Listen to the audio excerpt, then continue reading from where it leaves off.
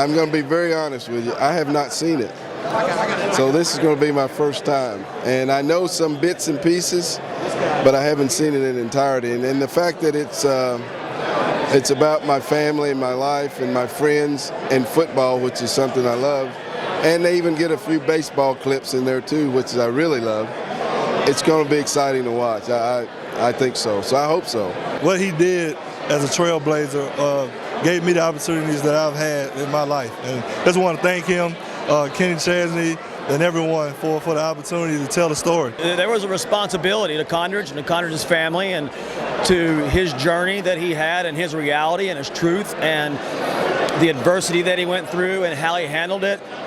It's an inspiring story, really, and I couldn't believe that it hadn't been told before. There are still unfortunately, some stereotypes out there, and it's great to shed light on that, not hide from it, but shed some light on that. Go back to the early 70s. Here's the first African-American quarterback in the most powerful conference in the country, and his life story and what he went through and all his accomplishments and the way he went about it, such class and dignity.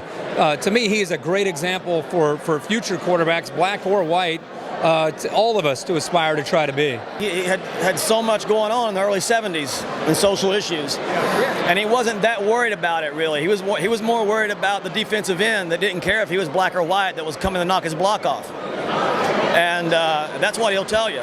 But you gotta think that deep down it was hard enough to take certain things personal, you know, and I think he handled that with as good as anybody, and that's an inspiring thing. I think it's a story worth telling. I never let it get to a point where something bothered me so much that I felt like I had to do something about it. Sometimes when people get in groups and you don't have that number 7 on, yeah, things were said, but to confront that would cause a bigger problem.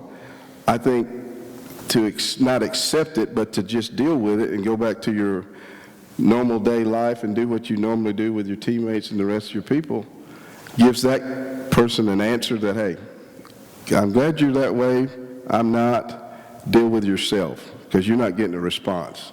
And one thing a good friend of mine told me a long time ago, silence never gets misquoted.